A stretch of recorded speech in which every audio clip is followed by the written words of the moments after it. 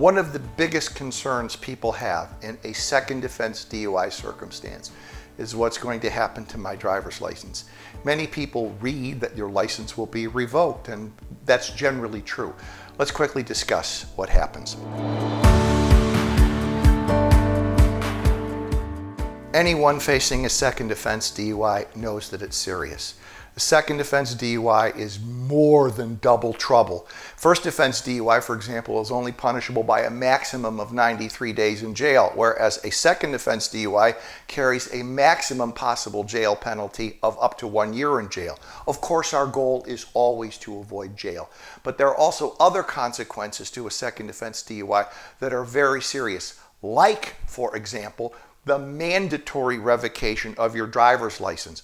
Under Michigan law, anyone convicted of a second DUI within 7 years of a prior must have his or her driver's license revoked, and that revocation lasts for life. It's not a suspension.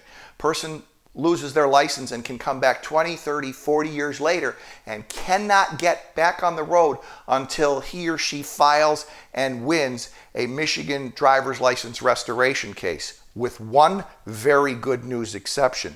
If someone facing a second offense DUI applies for and is admitted into a sobriety court program, that judge can override the mandatory revocation of his or her driver's license and allow that person to get back on the road. This is absolutely huge. It saves thousands of dollars in legal fees. It saves years of waiting and thousands more dollars in hooking up alternative transportation over the course of 3, 4, 5, or even more years. Now, to get into a sobriety court, you have to want the help they offer. In other words, sobriety court programs are rehabilitative in nature. They want a person to say, look, I recognize I have some kind of a problematic relationship with alcohol. I'm ready to stop drinking. Can you help me? And in exchange for your participation in those classes and that counseling and whatever else is required, the judge will then grant restricted driving privileges. Here's the rub.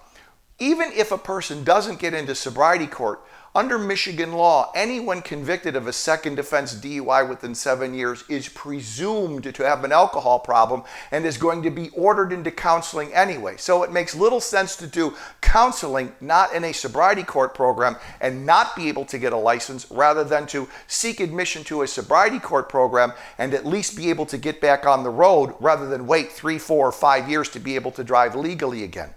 Our office has extensive experience with this. Getting into sobriety court is difficult enough. Many times the court where a person's case is pending may be full, so we can seek a transfer to a different court. Sometimes people find themselves in a court that doesn't have a sobriety court program. Same thing. We can seek a transfer to a court that has a sobriety court program. We've been successful in doing that hundreds of times and have even had cases transferred across county lines so that our client could participate in and complete a sobriety court program, get back on the road sooner, and save thousands and thousands of dollars in the meantime.